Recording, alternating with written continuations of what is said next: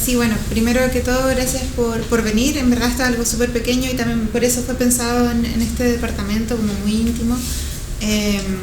Y bueno, yo había trabajado con Cecilia Vicuña hace varios años en este corto documental que vamos a mostrar ahora, que lo hice con una periodista que se llama Maureen Ortiz, que no puede estar aquí porque ella vive en Temuco. Y después yo seguí trabajando en la obra de ella. Hice una antología que salió por el Lumen, que se llama Cruz del Sur, que reúne como gran parte de su obra hasta ahora, en realidad hasta la actualidad, incluso con poemas inéditos. Y luego hice mi tesis de magíster en literatura sobre ella en la Universidad de Chile. Entonces, bueno, también esta actividad se enmarca dentro un poco de la rendición del fondo también del magíster. Entonces, bueno, yo a partir de esa investigación que hice me di cuenta que la poética de Cecilia Vicuña trabaja sobre todo tres pilares fundamentales, que era por una parte el multilingüismo, o sea, la diversidad de distintas lenguas y sobre todo quechua, inglés, español. Luego la intertextualidad, trabajaba mucho con citas, referencias, citas entrecomilladas, muchas citas entrecomilladas, tanto de antropólogos, científicos, artistas visuales, también de la cultura inca, toma harto. Entonces, bueno, y el tercer concepto que utilicé en la tesis es el de literatura heterogénea, que es un concepto de Cornejo Polar, donde se junta un poco el multilingüismo y la intertextualidad en el fondo como elementos heterogéneos que de alguna forma ingresan en la poética de ella y que permiten que su poética dialogue con distintas culturas. Entonces, por eso su poética siempre está movida por una parte, desde Occidente, porque ella, de hecho, se cría en una familia súper tradicional, en base como a las estéticas europeas, va a estudiar a Londres, luego se va a Colombia a aprender de las tribus indígenas de Colombia y después se va a Nueva York. O sea, una persona que ha tenido muchos traslados, muchas migraciones, y a partir de eso también su poesía termina siendo algo súper integrado, como nutrido de distintas lenguas, de distintas culturas, que ya aparte se mueve con mucha libertad entre esas culturas, lo que es súper interesante. Entonces, bueno, un poco la idea de juntarnos hoy día era, aparte de mostrar el cortometraje, hablar un poco de ese aspecto, en particular el aspecto del multilingüismo en la obra de Cecilia Vicuña, que yo creo que es de las cosas más interesantes. Y bueno, yo creo que muchos ya también la pueden ubicar porque acá han hecho varias exposiciones y retrospectivas de su obra, y hace poco obtuvo el premio El León de Oro en Venecia, que es como el premio de artes visuales más importante del festival. Pero además antes había ganado 2 premios súper importantes, el 2019 y el 2020. En realidad es una obra, o sea, una autora que internacionalmente ahora llama mucho la atención, pero que tiene una trayectoria increíble, como de 6 décadas por lo menos, y vive hace 40 años en Nueva York. O sea, es una autora que en Chile siento que le llegó muy tarde también el reconocimiento, para ser que tiene tanta trayectoria y que en verdad ha hecho tantas cosas interesantes. Entonces, creo que quizá algunos ya lo saben, pero ella ha trabajado en muchas disciplinas distintas, además de artistas visuales, poeta, performer, cineasta, activista, de todo en realidad. Bueno, ya llegaron las fotografías de ella. Ella trabaja mucho con el quipu, lo toma de la cultura inca y lo lleva al arte contemporáneo, que es algo que ella hace desde, bueno, cuando trabajaba con lo que ella llamaba basuritas, que son esculturas que hacía en la arena, cuando ella era parte de la tribu No en los 60. Ese fue como sus inicios en realidad en las artes visuales.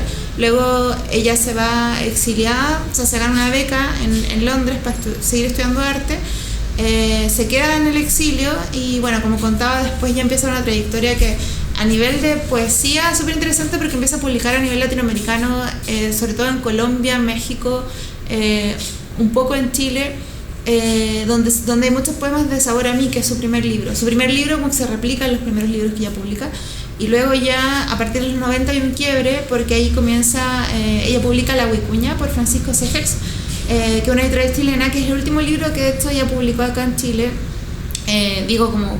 mientras estaba, o sea, mientras todavía era joven. Y ese libro ya es como, o sea, ahí mete citas, ahí mete distintas lenguas, sobre todo quechua y aymara y nahuatl. Entonces es súper interesante en realidad cómo ingresan estas distintas lenguas, en particular en ese libro. Y luego, bueno, acá hay otras fotografías de ella. Ella era cuando estaba en Colombia, y está esa performance que se llama Vaso de Leche, que la hizo en Bogotá, que es una performance que me gusta mucho, y bueno, por eso también la había incluido dentro de las fotografías. Y claro, Sabor a mí entonces fue el primer libro que ella publicó, Fue uno de los primeros libros chilenos que salió después del golpe de Estado. Originalmente iba a salir por la Ediciones Universidad de Valparaíso, y esto lo iba a editar Alfonso Alcalde, que es un poeta chileno también súper reconocido. Y allanaron la imprenta, la editorial en realidad, cuando fue el golpe, se perdió todo ese material, y por eso ese libro es tan raro, porque en el fondo fue pensado un poco como un diario de objetos de la Unidad Popular, pero terminó siendo finalmente un diario de objetos de la Unidad Popular y de la dictadura. O sea, es un diario súper político, un libro rarísimo, o sea, como quizá como lo que es la nueva novela, en el sentido de que mezcla muchos materiales, un libro de artista, un libro súper raro. Esa versión que sale es la que tiene los poemas, pero hay versiones que se han hecho semi-facsimilares, facsimilares, entonces son bacanes, porque en el fondo estaba como todo el material original, cuando ella metía plumas dentro de los libros, o también hojas de árboles, o fotografías, pinturas. O sea, ella desde muy joven fue súper con mucha libertad en realidad, yo creo, que para crear, y eso también a nivel como de poesía súper interesante. Y hay algunos libros de ella. Está, bueno, Palabrar Más, que es el libro que sacó primero en Buenos Aires, es como su segundo libro después de Sabor a Mí, y luego se lo sacó acá en Chile también. Y también está Cruz del Sur, que es esta antología que les comentaba que me había tocado seleccionar, y para eso pude ir al archivo de ella en Nueva York.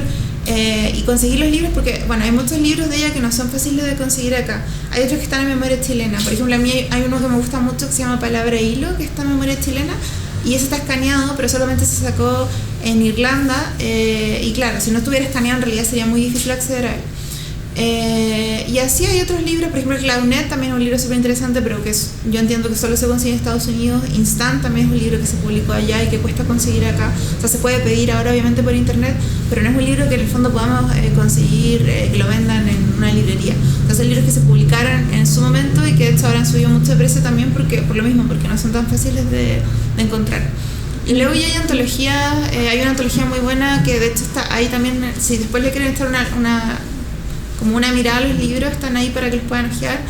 Y hay un libro, una antología grande que se llama New and Selected Poems of Cecilia Vicuña, que es de Rosa Alcalá, que es su traductora del base principal, que vive en Estados Unidos. Ella en realidad ha trabajado casi todos sus poemas en inglés, o los que son en inglés-español, con esa traductora, que también es poeta aparte. Y esa antología yo creo que es muy buena. O sea, si alguien quiere como meterse mucho en la obra de Cecilia Vicuña, pero más como profundamente, porque las antologías que se han sacado acá son mucho más pequeñas, yo creo que esa es la antología que mira. Y aparte es desde el 2018, entonces súper actual. Y bueno, como yo les contaba, entonces mi investigación tomaba tres aspectos de la poesía de Cecilia Vicuña. Uno era el multilingüismo, el otro era la intertextualidad, y el tercero era el concepto de literatura heterogéneas que trabaja Cornejo Polar. Como es tan amplio y como fue grande la investigación, yo en realidad solo me estoy enfocando ahora en este momento en el multilingüismo, que es como lo que me interesaba hablar acá, porque tiene relación también con el cortometraje que vamos a ver después. Y bueno, yo principalmente en realidad tomé tres referencias, que son Yasnaya Aguilar, que es una autora mixe, mexicana, indígena, que tiene a mí me interesa mucho su visión de las lenguas desde la política, sobre todo desde la política del Estado y desde la política como del mundo indígena. Después está Gustavo Pérez Firmat, que sobre todo es un autor que investiga cómo los autores latinoamericanos en Estados Unidos han encontrado su propia lengua, una lengua como muy híbrida, que aparte está en conflicto constantemente con la lengua madre, ¿cierto?, que sería el español. Y luego Silvia Moloy, que es una autora argentina, que también es poeta, y que en su libro Vivir entre lenguas, bueno, tiene varios libros donde ella trabaja mucho el tema del bilingüismo, del multilingüismo, porque ella misma sabe francés, inglés, español, es traductora. Entonces, pero ella sobre todo se fija un poco en esta idea como de la identidad a partir de las distintas lenguas. Entonces yo, bueno, aquí dejé dos citas de Silvia Moloy. Por una parte, bueno, Moloy siempre dice que la elección de un idioma automáticamente significa el fantasmamiento de otro, pero nunca su desaparición. O sea que en el fondo siempre un autor, por ejemplo latino, que se va a Estados Unidos y adquiere el inglés, siempre hay un afantasmamiento del español, pero que de todas formas existe y está ahí.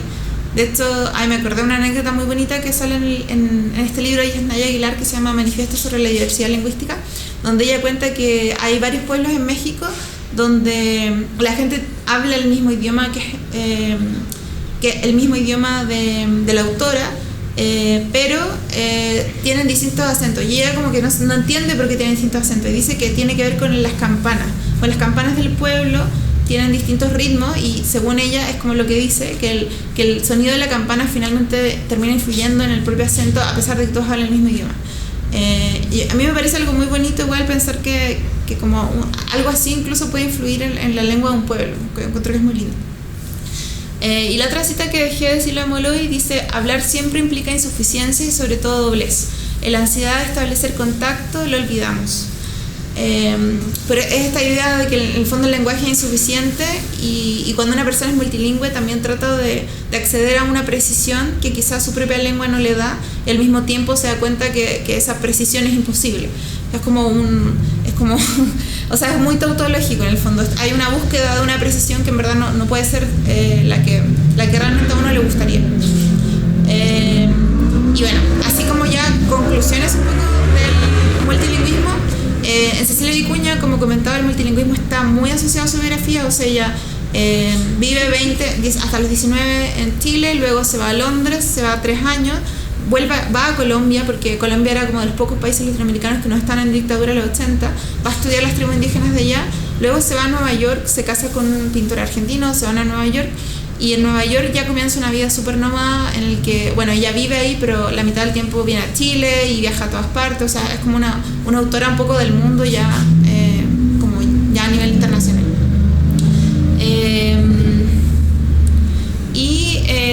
En cuanto al multilingüismo de su obra, yo sobre todo me detuve en 4 libros, que son los que saca luego del 90, que podríamos llamar un poco la poesía tardía de ella, que viene ya cuando ya está consolidada un poco como artista más internacional. Y en particular tomé La Vicuña, que es este libro que está muy inspirado en la cultura inca. De hecho es como un libro que trabaja a nivel sonoro con la cultura inca, a nivel de las imágenes, pero también a nivel rítmico. O sea, hay toda una compenetración también como la idea de los poemas espejo. De hecho, cada poema está pensado como un espejo del otro, y eso tiene que ver también con la idea de los opuestos complementarios de la cultura inca. Esto es muy heavy porque, por ejemplo, cuando me tocó hacer la selección de este libro para Cruz del Sur, para esta antología Lumen, yo dije, bueno, voy a seleccionar estos poemas porque son los que más me gustan del libro, y ella me dijo, pucha, es que no podemos hacer eso porque cada poema está pensado en relación al opuesto complementario. Entonces, si tú me desarmas como en el fondo uno de los poemas, vamos a tener que hacer un nuevo anudado. Entonces, lo que hicimos finalmente es que yo hice una selección, y sobre esa selección ella volvió a hacer el anudado para que pudieran quedar como poemas complementarios.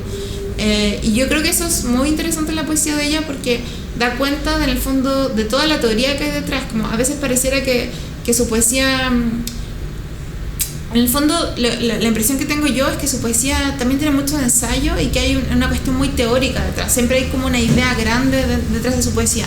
No es solamente poesía que reunió y que terminó siendo un libro, siempre son como libros súper bien pensados.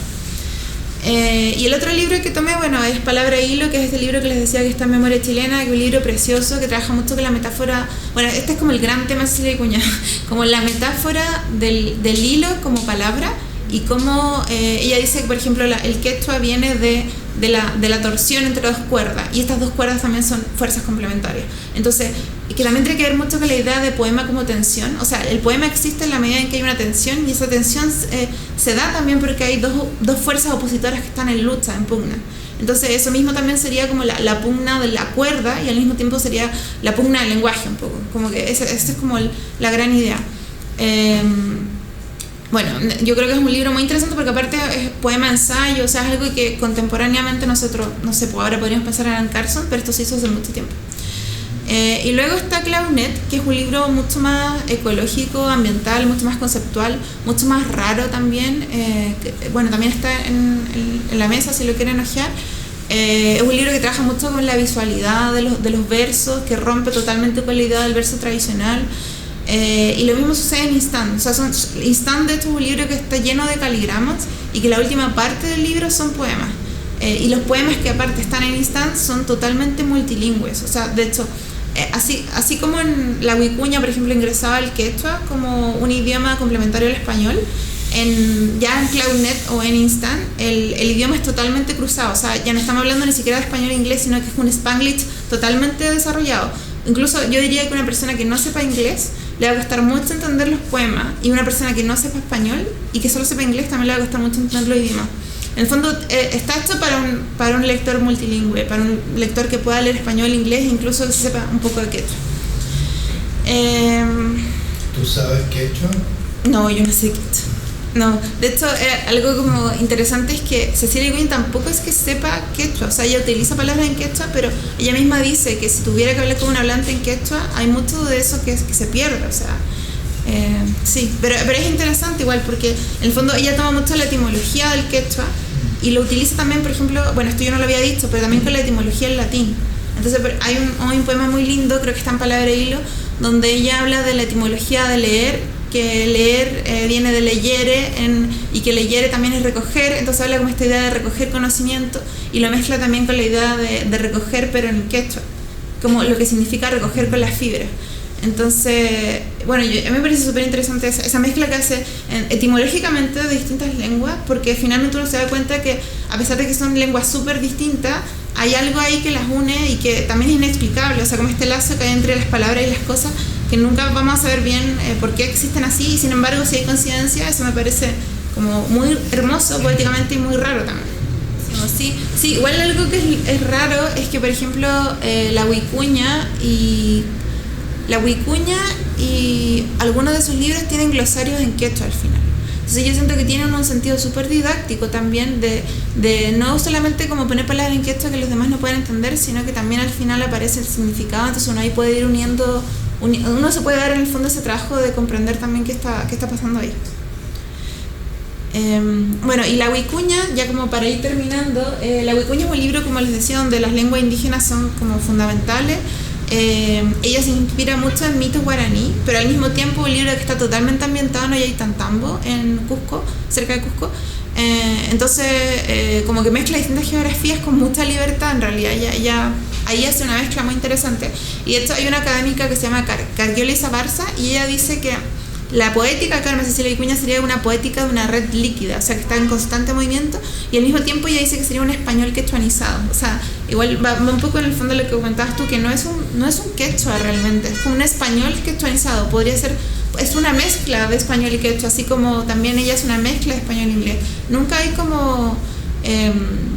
no son lenguajes puros y tampoco hay una idea del lenguaje puro, que eso también me parece interesante y como súper contemporáneo. Y bueno, como les decía, Palabra y Hilo es un libro, bueno, súper ensayístico, con mucha reflexión de parte de la poeta.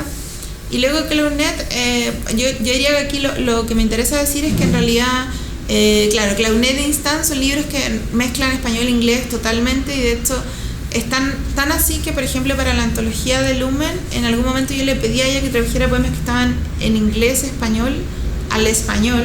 Y al cambiaron mucho, o sea, como que ella está acostumbrada, ella misma se traduce mucho y al traducirse cambian mucho los poemas. Entonces es bien complejo porque son poemas muy mezclados que cuesta mucho como quitarles como su esencia multilingüe. Y hay un concepto que ella usa que se llama grama Kelkani, que utiliza sobre todo para Instant. Y ella dice que grama Kelkani vendría a ser una especie de poética multilingüe donde se entremezclan distintas lenguas y cuyo centro sería este español quechuanizado, que incorpora palabras en inglés, pero que tendría especial interés por la etimología de las palabras. Bueno, si leyeron alguna vez Palabra Más, este libro donde ella divide mucho las palabras en raíces y sufijos, ya ese es un gran tema de ella también. Entonces en grama, esta idea como de grama Kelkani como una especie de escritura que está mezclada de distintos idiomas también tomaría mucho de las raíces y de los sufijos. Esa sería como la base un poco de lo que finalmente después termina siendo este idioma que es rarísimo, donde como no basta ser un hablante de español o no basta ser un hablante de inglés, sino que hay que estar como conviviendo en esos distintos mundos. Y bueno, un poco como síntesis, entonces grama Kelkani sería una creación idiomática que hace ella, que solo puede vivir en sus poemas como una lengua deseada o inventada, o sea, una lengua que no existe. Y que para ella también es un impulso intelectual y poético. Y de hecho me acuerdo de una entrevista donde ella dice que este tipo de lengua sería un poco para ella también como su lengua madre, o sea, la lengua madre sería una lengua inventada, ni siquiera sería la lengua como el español.